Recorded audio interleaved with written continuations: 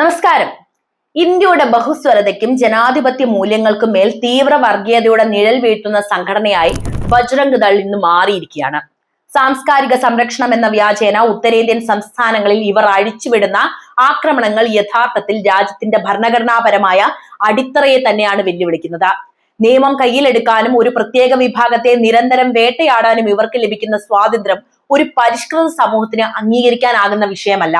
വിശ്വാസത്തെ ഗുണ്ടായുസത്തിനുള്ള മറയാക്കി മാറ്റുന്ന ഇത്തരം സംഘടനകൾ ലോകത്തിന് മുന്നിൽ ഇന്ത്യയുടെ മഹത്തായ മതേതര പ്രതിച്ഛായയ്ക്ക് വലിയ നാണക്കേടാണ് വരുത്തി വെക്കുന്നതെന്ന് ഇവിടെ കൃത്യമായിട്ട് നമ്മൾ പറയേണ്ടതുണ്ട്.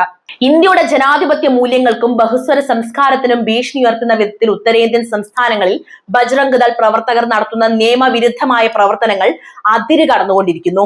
മാധ്യമ പ്രവർത്തകൻ രാജ്ദീപ് സർദേശായി ചൂണ്ടിക്കാണിച്ചതുപോലെ തങ്ങൾ വിശ്വസിക്കുന്ന പ്രത്യയശാസ്ത്രം മറ്റുള്ളവരുടെ മേൽ അടിച്ചേൽപ്പിക്കുന്ന നിയമം കയ്യിലെടുക്കുന്ന ഈ ഗുണ്ടകൾ രാജ്യത്തിന് അന്താരാഷ്ട്ര തലത്തിൽ പോലും വലിയ നാണക്കേടാണ് ഉണ്ടാക്കുന്നത്. സമീപകാല സംഭവങ്ങൾ പരിശോധിച്ചാൽ വിശ്വാസത്തിന്റെയും സംസ്കാരത്തിന്റെയും പേര് പറഞ്ഞ് ഇവർ നടത്തുന്ന അക്രമങ്ങൾ ഒരു പ്രത്യേക വിഭാഗത്തെ മാത്രം ലക്ഷ്യം വെച്ചിട്ടുള്ളതും അതുപോലെ തന്നെ ഭരണഘടനാ വിരുദ്ധവുമാണെന്ന് നമുക്ക് കൃത്യമായിട്ട് മനസ്സിലാക്കാവുന്നതാണ്. 2025 ഡിസംബറിലെ ക്രിസ്മസ് ആഘോഷങ്ങൾക്കിടെയുണ്ടായ അനിഷ്ട സംഭവങ്ങൾ ഇതിന്റെ ഏറ്റവും ഒടുവിലത്തെ ഉദാഹരണം മാത്രം. അവർ മറ്റെന്തൊക്കെയാണ് ചെയ്തത്? ഛത്തീസ്ഗഡിലെ റായ്പൂരിലെ ഒരു മാളിൽ അതിക്രമിച്ചു കയറിയ ബജ്റംഗ് ദൾ പ്രവർത്തകർ അവിടുത്തെ ക്രിസ്മസ് അലങ്കാരങ്ങൾ തകർക്കുകയും ജീവനക്കാരെ ഭീഷണിപ്പെടുത്തുകയും ചെയ്തിട്ടുണ്ട്. അസമിലെ നൽബാരിയയിൽ ഒരു സ്കൂളിലെ പുൽക്കൂട് കത്തിച്ചതും ഉത്തർപ്രദേശിലെ ബറേലിയയിൽ പള്ളിക്ക് മുന്നിൽ ഹനുമാൻ ചാലിസ് ചൊല്ലി പ്രാർത്ഥനാ ചടങ്ങുകൾ തടസ്സപ്പെടുത്തിയതും ഇതേ സംഘടനയുടെ ഭാഗത്തുനിന്നുണ്ടായ പ്രകോപനപരമായ നീക്കങ്ങളാണ്. പക്ഷെ ഭരണകൂടം ഇവർക്കെതിരെ മൗനം പാലിക്കുന്നു. മതപരിവർത്തനം തടയുക എന്ന വ്യാജേന ഇവർ നടത്തുന്ന ഇത്തരം അതിക്രമങ്ങൾ യഥാർത്ഥത്തിൽ പൗരന്മാരുടെ ആരാധനാ സ്വാതന്ത്ര്യത്തിന് നേരെ നടത്തുന്ന വെല്ലുവിളിയാണ്. അത് ഇന്ത്യയുടെ കോൺസ്റ്റിറ്റ്യൂഷനെതിരെയുള്ള വെല്ലുവിളി കൂടിയാണ്. പശു സംരക്ഷണത്തിന്റെ പേരിലും ലവ് ജിഹാദ് എന്ന് ആരോപിച്ചും നിയമം കയ്യിലെടുക്കുന്ന രീതിയും ബജ്റംഗ് ദൾ ഇന്ത്യയിൽ തുടരുന്നുണ്ട്. ഹരിയാനയിലും മധ്യപ്രദേശിലും സാധാരണക്കാരായ കച്ചവടക്കാരെയും അതുപോലെ തന്നെ യാത്രക്കാരെയും തടഞ്ഞു നിർത്തി മർദ്ദിക്കുന്നതും ജയ് ശ്രീറാം എന്ന് നിർബന്ധപൂർവ്വം വിളിപ്പിക്കുന്നതും സോഷ്യൽ മീഡിയയിലൂടെ പ്രചരിപ്പിക്കപ്പെടുന്നത് ഒരു പരിഷ്കൃത സമൂഹത്തിന് യോജിച്ച ഒരു കാര്യമല്ല. സ്വന്തം മതം ആചരിക്കാനോ ആഘോഷിക്കാനോ ഉള്ള പൗരന്റെ അവകാശത്തെ ഇത്തരം കായിക ബലത്തിലൂടെ അടിച്ചമർത്താൻ ശ്രമിക്കുന്നത് ജനാധിപത്യ വിരുദ്ധമാണ്. ഭരണകൂടത്തിന്റെയും പോലീസിന്റെയും ഭാഗത്തു നിന്നുണ്ടാകുന്ന മൗനാനുവാദമോ മൃദു സമീപനമോ ആണ് ഇത്തരം സംഘങ്ങൾക്ക് കൂടുതൽ കരുത്ത് പകരുന്നത് എന്ന് കൃത്യമായിട്ട് പറയണം.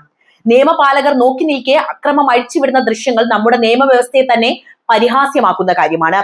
അസഹിഷ്ണുതയുടെ ഈ രാഷ്ട്രീയം രാജ്യത്തിന്റെ സമാധാന അന്തരീക്ഷം തകർക്കുകയാണ്.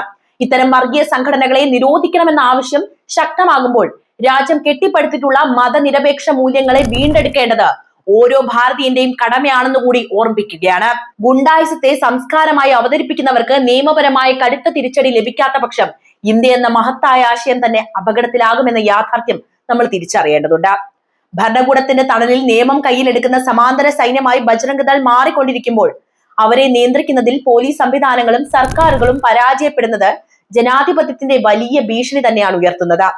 ഉത്തരേന്ത്യൻ സംസ്ഥാനങ്ങളിൽ സമീപകാലത്തുണ്ടായ സംഭവങ്ങൾ പരിശോധിച്ചാൽ ഈ സംഘടന നടത്തുന്ന അക്രമങ്ങൾക്കെതിരെ നടപടി എടുക്കുന്നതിന് പകരം പലപ്പോഴും അധികാരികൾ കാഴ്ചക്കാരായി നിൽക്കുകയോ അല്ലെങ്കിൽ അക്രമികൾക്ക് അനുകൂലമായ നിലപാടുകൾ സ്വീകരിക്കുകയോ ചെയ്യുന്ന കാഴ്ചയാണ് നമ്മുടെ ജനാധിപത്യ ഇന്ത്യ കണ്ടുകൊണ്ടിരിക്കുന്നത്. ഒരു സ്വതന്ത്ര പരമാധികാര രാജ്യത്ത് സായുധരായ ഒരു സംഘം ആളുകൾ പരസ്യമായി അഴിഞ്ഞാടുമ്പോഴും ഭരണകൂടം കാണിക്കുന്ന നിസ്സംഗത ഭരണഘടനാ വിരുദ്ധമല്ലാതെ മറ്റെന്താണ്? അസമിലും ഉത്തർപ്രദേശിലും മധ്യപ്രദേശിലും നടന്ന പുതിയ അക്രമ സംഭവങ്ങൾ, ഇവർ നടത്തിയ അതിക്രമങ്ങൾ പകൽ പോലെ വ്യക്തമായിട്ടും ഒരുപാട് വീഡിയോസ് ഇതിന്റെ ഭാഗമായിട്ട് ഇറങ്ങിയിട്ടും പോലീസിന്റെ ഭാഗത്തു നിന്നുണ്ടായ മെല്ലെപ്പോക്ക് ഈ സംഘടനയ്ക്ക് ലഭിക്കുന്ന രാഷ്ട്രീയ പിന്തുണയുടെ തെളിവ് അല്ലാതെ മറ്റെന്താണ്? പള്ളികൾക്ക് നേരെ അക്രമം നടത്തുകയോ ക്രിസ്മസ് ആഘോഷങ്ങൾ തടസ്സപ്പെടുത്തുകയോ ചെയ്യുന്നവർക്കെതിരെ കർശന നടപടി സ്വീകരിക്കുന്നതിന് പകരം പരാതി നൽകുന്നവർക്കെതിരെ പോലും കേസെടുക്കുന്ന വിചിത്രമായ രീതിയാണ് ചിലയിടങ്ങളിൽ നടപ്പിലാക്കിയത്.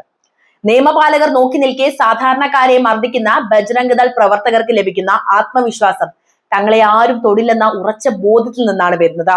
അതിന് തടയിടേണ്ടത് ഇന്ത്യയിലെ ഭരണകൂടങ്ങളാണ്. പശു സംരക്ഷണത്തിലും മതപരിവർത്തന നിരോധനത്തിന്റെയും പേരിൽ ഇവർ നടത്തുന്ന ഗുണ്ടായുസത്തെ നിയന്ത്രിക്കാൻ പ്രത്യേക നിയമങ്ങളോ സംവിധാനങ്ങളോ ഉപയോഗിക്കുന്നില്ല എന്നത് ഭരണകൂടത്തിന്റെ പരാജയം എത്രത്തോളം ആഴത്തിലുള്ളതാണ് എന്ന് നമ്മളെ കാണിക്കുന്നതാണ്. ഒരു ജനാധിപത്യ രാജ്യത്ത് ശിക്ഷ നടപ്പിലാക്കാനുള്ള അധികാരം കോടതികൾക്കും നിയമം നടപ്പിലാക്കാനുള്ള അധികാരം പോലീസിനുമുണ്ട്. എന്നാൽ ഈ അധികാരം ബജ്റംഗ് ദളിനെ പോലുള്ള സംഘടനകൾ തെരുവിൽ നടപ്പിലാക്കുമ്പോൾ രാജ്യത്തെ നീതിന്യായ വ്യവസ്ഥയാണ് ചോദ്യം ചെയ്യപ്പെടുന്നത്. സ്വന്തം അജണ്ടകൾ അടിച്ചേൽപ്പിക്കാൻ ശ്രമിക്കുന്ന ഇത്തരം ശക്തികളെ നിലയ്ക്ക് നിർത്താൻ ഭരണകൂടം തയ്യാറാകാത്ത പക്ഷം രാജ്യത്തിന്റെ ആഭ്യന്തര സുരക്ഷയും അതുപോലെ തന്നെ രാജ്യത്തെ സമാധാന അന്തരീക്ഷവും പൂർണ്ണമായും തകരുന്ന സ്ഥിതിവിശേഷമാണ് നിലവിലുള്ളത് എന്ന് ഈ അവസരത്തിൽ പറയാതെ വയ്യ.